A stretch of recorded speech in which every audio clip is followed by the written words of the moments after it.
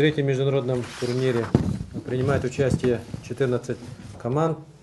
А из зарубежных стран это такие команды, как Белоруссия, Кыргызстан, Латвия, Монголия, Эстония, Греция, Украина, Таджикистан, Казахстан, Азербайджан, Корея, Молдова, Китайская Народная Республика и сборная России.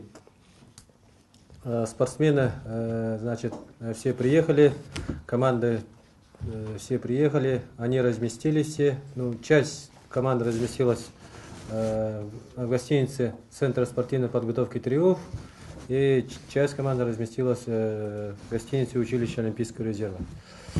Также будут участвовать команды регионов России, это из города Санкт-Петербурга, из города Пермь, Тыва, Бурятия, Сургут и Владивосток. Всего, значит, участвуют 156 спортсменов и тренеров.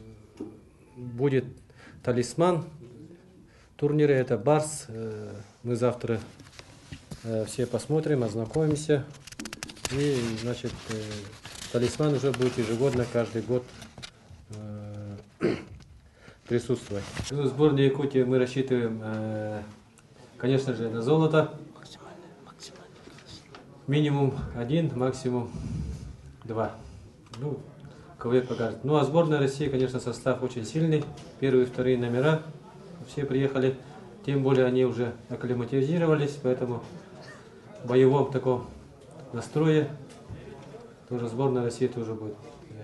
Кроме сборной России, это сборная Кореи, это сборная Монголии первые номера, сборная Казахстана. Сборная Казахстана есть победители первенства мира даже есть. Из Азербайджана чемпион мира, чемпион Европы по кадетам. Сборная Азербайджана, вот говорят, что есть чемпион мира, чемпион Европы по кадетам есть. Ну и практически у всех команд, я думаю, что слабых спортсменов здесь нету, все сильные спортсмены. Все ребята готовы, тренера тоже готовы, чтобы секундировать своих спортсменов, и никто травмы не получился. Сборная России представляет 24 спортсмена, а сборная Республики Саха будет представлять 38 спортсменов. Так что баталии на турнире и будут жесткие и, наверное, справедливо, и судьи будут решать.